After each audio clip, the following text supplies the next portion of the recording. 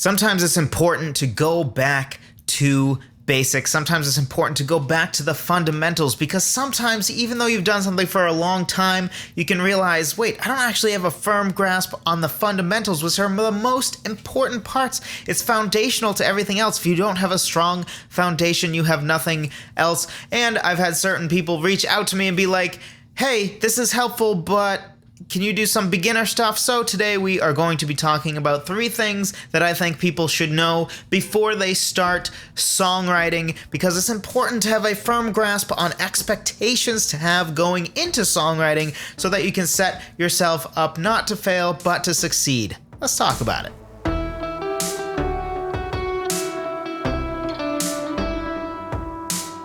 Hello, friend. Welcome to another episode of the Songwriter Theory podcast. I believe this is episode 136, I think.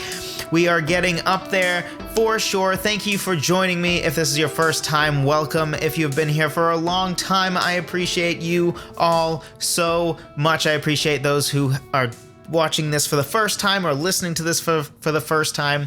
I appreciate those of you who, I know some of you have been here since episode 1. That is incredible. That's awesome. Thank you so much to all of you. Today we're going to be talking about things to know before you start songwriting. These are going to be a little bit more, not necessarily hard skills per se. I wouldn't call it soft skills. Soft skills usually mean something else. But this is going to be a little bit of a step back, a little more philosophical than sometimes what we talk about. Philosophical might not be the right word, but let's just dive in, see what happens, right? So the first thing that I want to talk about is that there are basically 3 pieces in songwriting. I've talked about this before, and I'm a little surprised I haven't gotten the pushback I think I keep thinking I'm going to get, which is like, rhythm is a core component too, Joseph. Yes, I know, obviously. But a lot of times I talk about sort of what I consider like the big 3 of a song, which are the lyrics, the melody, and then the harmony, which usually as a songwriter you think of the harmony more or less as the chords or the chord progression. Now there's more to harmony than just chords and chord progressions, sort of. Or at least the traditional way people think of chords or chord progressions, where they think like, oh, I'm on a C chord for like 3 measures, and then I'm on a G chord for a measure, right? There's more to harmony than just that. But those are the 3 core parts. So if you're new to songwriting, or you're thinking about diving into songwriting, or you're somebody who's been here a while, you've done some songwriting, but maybe you could use some, let's go back to foundations and think about the basics again, sort of reframe how we think through some songwriting stuff. It's important to note that all 3 of these things are connected to each other, right? But there are also 3 things that aren't completely directly connected, especially when we look at sort of the 2 outer edges. So at least the way I see it, you have melody that's sort of in the middle. And on either side of it are the lyrics and the harmony. So the lyrics and the harmony are not directly connected at all. So let's just make it even simpler and call harmony in this case, to avoid confusion, the chords, right? The chord progressions. And if you think about it, you know, when you have, say, a C, G, D chord progression, for instance, C major, D major, or G major, D major. Doesn't really matter. Cool. There it is. When you have that, that does not directly influence the lyrics at all, right?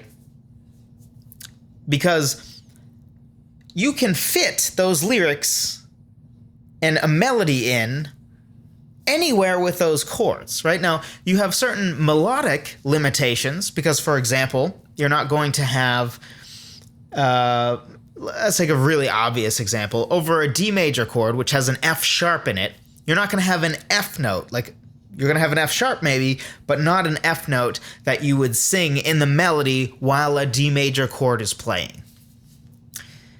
So your melody is somewhat constrained by the harmony or the chords, and your melody is also constrained by your lyrics, because the syllables you have in the lyrics are almost always going to like correspond to the syllables you have So syllables and lyrics and the number of notes you sing in your melody, right? If you have 10 syllables in your lyrical line, it's not going to be a 5-note melody. Pretty much guaranteed, right? That's just not how it works. It might be 5 different notes, right? Because you return to the same note or you sing the same note multiple times. But your melody is very much influenced both by the chords and by the lyrics. So it sits in the middle because, again, the lyrics and the chords not directly connected at all.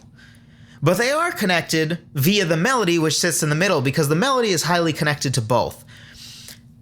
So keep that in mind as you write, that the melody is the first thing that sort of helps you determine both the lyrics, or at least the amount of syllables you can have in the line for your lyric.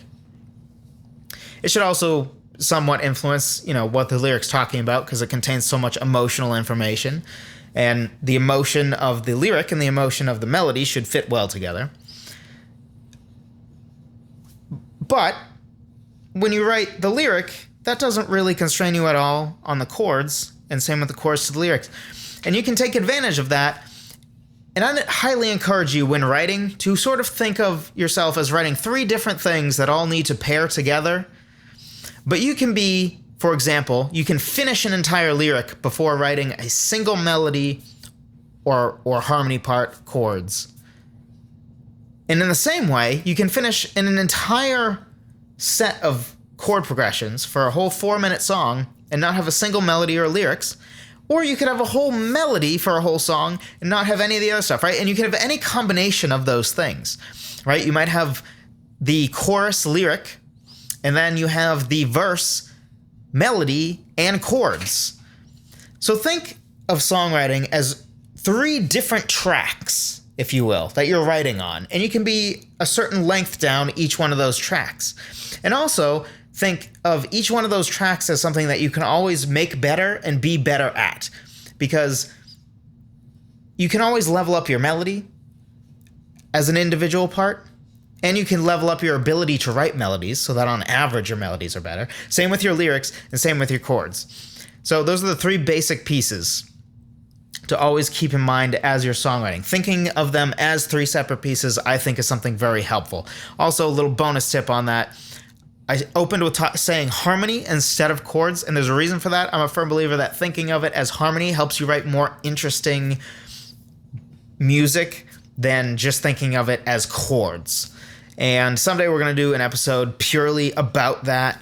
I've mentioned it before. It's sort of a nuanced topic to talk about, but it's sort of just a different perspective, just as songwriting music versus a music composer composing music is sort of 2 perspectives on a similar thing. They're both writing music technically, but the way they go about it, the way they look at it is a little different.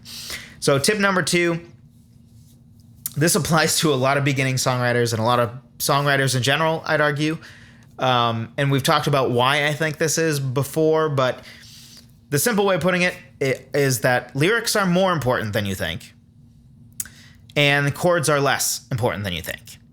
So something that I notice, especially with beginner songwriters, is this overemphasis on chords. They're like, oh, I found this great chord progression. Like, maybe, and that's great.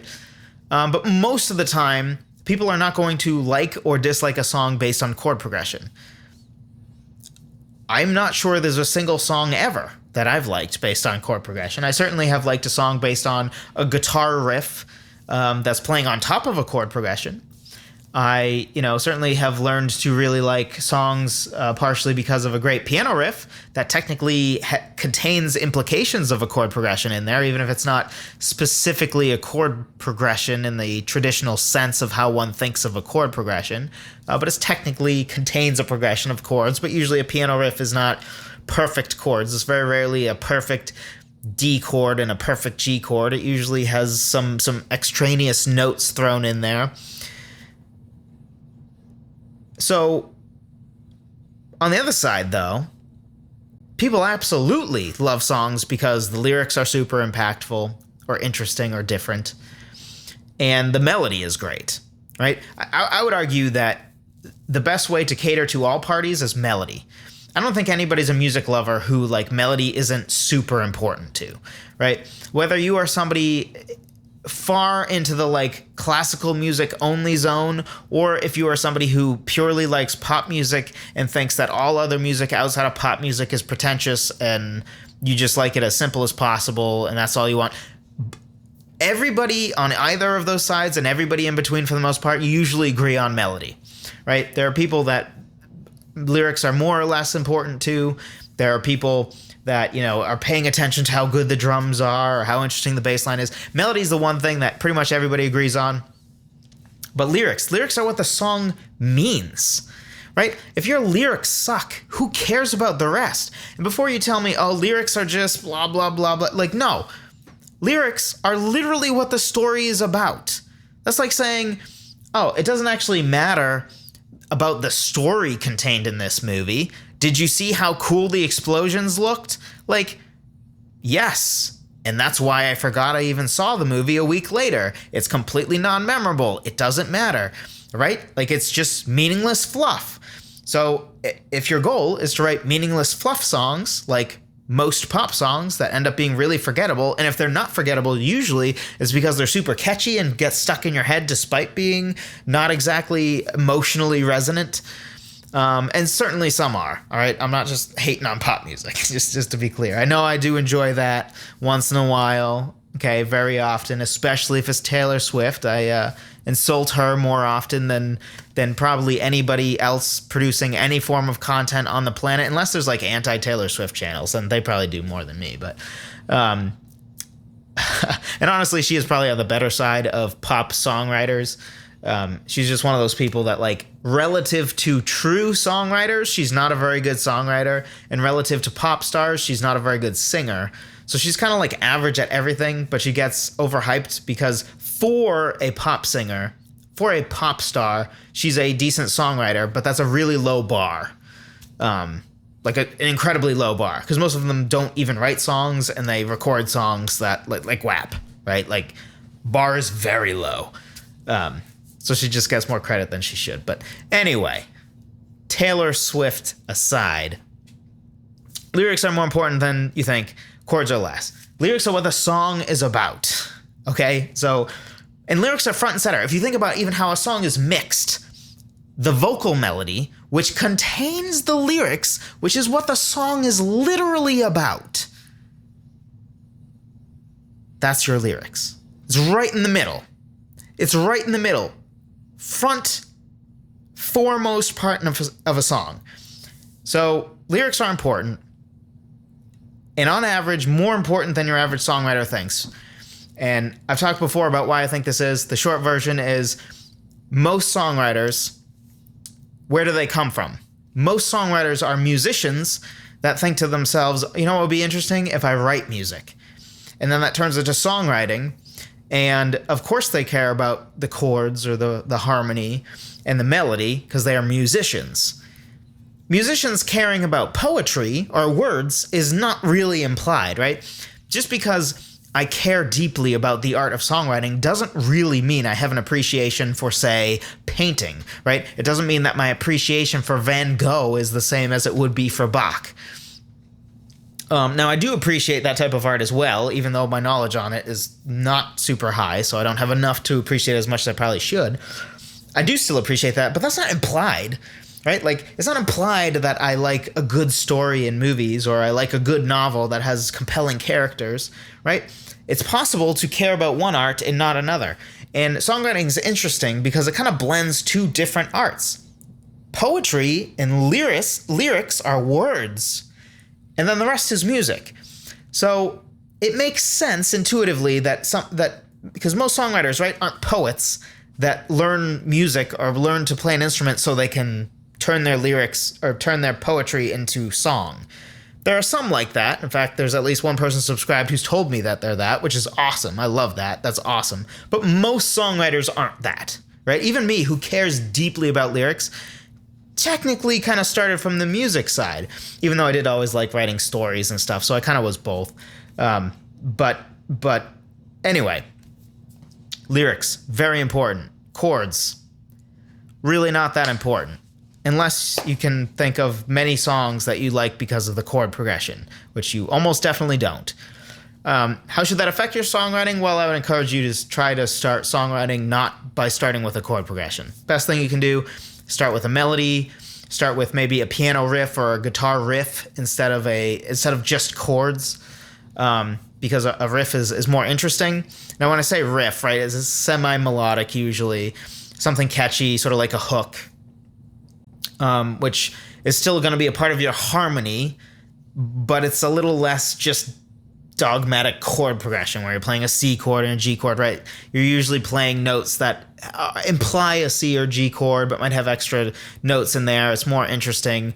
Would be a better place to start than just straight up chords, especially strummed chords on a guitar, which if that is how you start most songs, I have a free guide on 10 different ways to start writing a song.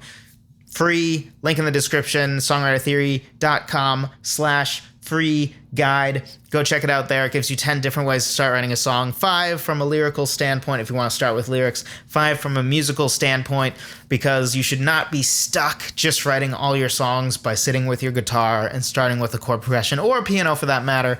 But I know most songwriters tend to be guitarists.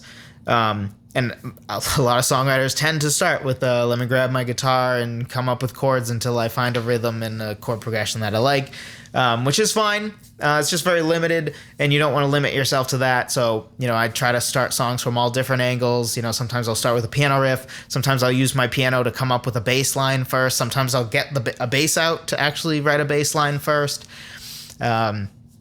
There's so many different ways to start writing a song, and the best way to write a killer bass line for a song is to actually start by writing the bass line. So I go into all that in that guide. I shouldn't say all that, but there's 10 different ways in that guide that will help you break out of your shell, out of your box a little bit, because we all have a tendency to sort of hide in a box as far as our creative endeavors. We sort of find something that's safe and comfortable for us and do that over and over again. But we really should break out of that. It's the best way to grow as creators, as songwriters. So on to the last tip. Tip number 3, most songwriting is really song editing, or song developing, as I like to call a lot of the songwriting process. And the muse is limited. So I think the biggest misconception there is about art as a whole. Now, when I say art as a whole, I'm including songwriting, I'm including like screenplay writing or creating a movie, right? The directing, acting, etc. All the things that go into that. Novel writing, even blog post writing, which is, I would argue, not really art, but poetry writing. When people hear writing, I think what most people think of or hear in their head is someone sitting at a computer or at a notebook and writing, and what they write is correct the first time, right? So they think when somebody wrote that poem, whatever poem that might be, Tiger, Tiger, or is that what that poem's actually called? I don't remember. But take that poem. They think that, was that a Robert Frost one? I don't want to say that wrong. Whoever did that, props to them. Cool poem. When they did that, they didn't just sit and write that and call it a day, right? It required editing. It required, maybe this one specifically didn't, but I'm sure it did. Editing is writing. And this is one of the most important things I learned from my composition teacher, not music composition teacher, but my professor in college for the writing class, basically, like words writing, not music writing again, was that editing was everything. You just need to embrace the fact that the first thing you write is going to suck, and that most of writing, the whole entirety of the process of writing, was actually editing.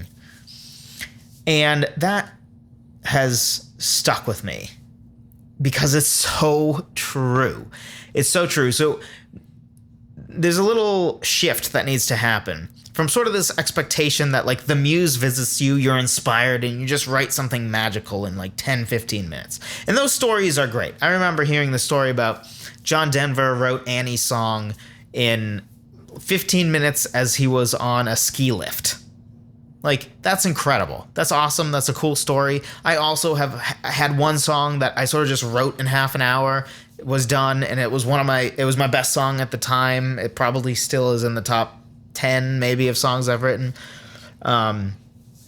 It's at least one that I'm proud of considering how old it is. And, sometimes that will happen. But the vast majority of writing is really a process. It's a process. You come up with an idea. That idea sits for a while. You come up with a musical little idea that sort of goes with that idea. That sits for a little while. You can't figure out a melody for a while. Then you write a melody. And then after you write the melody, you're like, it's a little, So then you workshop the melody a little bit more. You edit it. You shift some notes around. And then you finally find something that kind of has some magic to it. And then you write some lyrics, and then you realize that, the lyrics and the melody don't exactly go together, so you either have to adjust the lyric to match the melody more, or the melody to match the lyric more. And that's all with the lyrics itself being a whole process, right? I have a 6-step lyric writing checklist. There's a reason for that. That's a whole process in and of itself. And as I talked about earlier in this episode, right, it helps to sort of think of these are 3 processes that somewhat run in parallel, right? You can develop your whole song's melody before you even touch the chords, aka harmony, or lyrics, right? So there are 3 different things that you're sort of writing in parallel. But eventually they all have to agree with each other, and they all have to come together for one thing. Editing is so important. So you need to really learn from the beginning to understand this is a process. A lot of songs are going to take a while, especially if they're going to be really good. There's going to be rough points where it's just hard to bring yourself to continue to edit, and you're like, I just can't get the second verse right. The second verse purgatory is sort of a real thing where it's, most often that is the weakest part of a song. And there's a reason for that. It's hard to get a second verse right. It's hard to sort of continue the story without repeating what you said in the first verse, and you already kind of set the syllables so for example, your first verse and your second verse, the syllables will match 99% of the time, right? Because it's the same melody. And, it's easy enough to write the first version, but then the second one has to match. So you have to continue the story, and now you have to fit it within the parameters you already set from the first verse. It's a very difficult thing to do. And especially if you have 3 verses, it can be even harder. And so it's going to be a process. So you need to learn to love that process. The muse is less important than you think. The muse is helpful. The muse is amazing. And when I say the muse, just inspiration, right? Feeling inspired. That's great. It's great when it visits you when you didn't ask for it, unless it's like 2 o'clock in the morning, then it's kind of inconvenient, but for the most part, it's a nice thing when it visits. But it's only a part of songwriting, right? It helps jumpstart things, but you need to learn to sort of keep yourself inspired, to go get inspiration, right? That's why I grab pictures from Google, right? I Google image search for art that matches certain emotions and stuff for songs I'm going for, because that helps re-inspire me. You can get yourself inspired without waiting for the muse to give you this magical inspiration, and you should. And some of the process of songwriting is very I don't want to call it uninspired, but like some of it is just work. It's just going to be work. And not in a, oh no, it's so unenjoyable way, although certainly there will be times that it will be frustrating. And you just need to go into it understanding that. It's not just magic. There's work here. There are processes here. It's not an easy thing because, again, it's like 3 different things that you're writing that all need to come together and work together. So if you're a songwriter already, you already know what I just said, right? You're already aware of it. But hopefully, if you were thinking, is it just me? Should this be easier than it is? No, it's a difficult thing. And if you're thinking about getting into songwriting, like, just know from the outset that this is something you need to sort of learn to take pride in the editing. If you can learn to take pride in taking a lyrical line that's like, not that good. And then you workshop it and you word search for similar words and find a more emotive verb than the one you had. And that excites you, right? You changed one word, but already the line got a lot better. That's the type of stuff you need to learn to take pride in, learn to be happy about. Those are my 3 tips. Hopefully this was helpful to you. If it was, and you're on YouTube, be sure to drop a like. If you've been a long-time podcast listener and you haven't already, now's your week. This is your time. Go leave a review on iTunes if you don't mind, if you feel like you can give this podcast preferably 5 stars. Be sure to do that. I know there are a ton of you who listen every single week and have for a while who have never left a review. So if that is you, the one small thing that you can do for me, if you appreciate the podcast that comes out every week, if you appreciate the YouTube videos I'm putting out, be sure to leave an iTunes review. That is the best way that you can give back. I appreciate all of you who have done that. I've seen a lot of you who have done that. I really, really, really appreciate that you've taken the time to do that. I appreciate all of you, of course, who email me. Anybody who's emailed me probably knows I enjoy emailing back. I usually send fairly long emails back because I want to show that I appreciate you for reaching out, for caring enough about songwriting to listen to this every week. Not so much listen to me as much as, if you're listening to this, it means you care about songwriting. And songwriting is really important to me. It's important to me that the standard in songwriting gets higher. It's important to me that there's a new generation of songwriters that, and when I say new generation, I don't mean that they need to be young, right? It doesn't matter how old you are. If you are somebody who is beginning to or going to continue to put songs into the world, and you're someone who's dedicated to making it meaningful music, and lyrics matter to you, and writing music that matters and has deeper meaning besides garbage like WAP, that to me is so awesome. So that's why I try to send really helpful emails back and stuff like that, is because I really appreciate every single person who has dedicated themselves enough even to listen to this every week. If you listen to this every week, it shows you're dedicated to, writing good, meaningful music because you care enough to listen to a podcast that in theory is supposed to help you with that every single week. And hopefully I do help you with that. If I have, drop a like on this video if you haven't. And if you're on YouTube, iTunes review. Be sure to pick up my free guide on the 10 different ways to start writing a song, songwritertheory.com/free guide if you haven't already. Thank you for listening. Thank you for watching, and I will talk to you next time.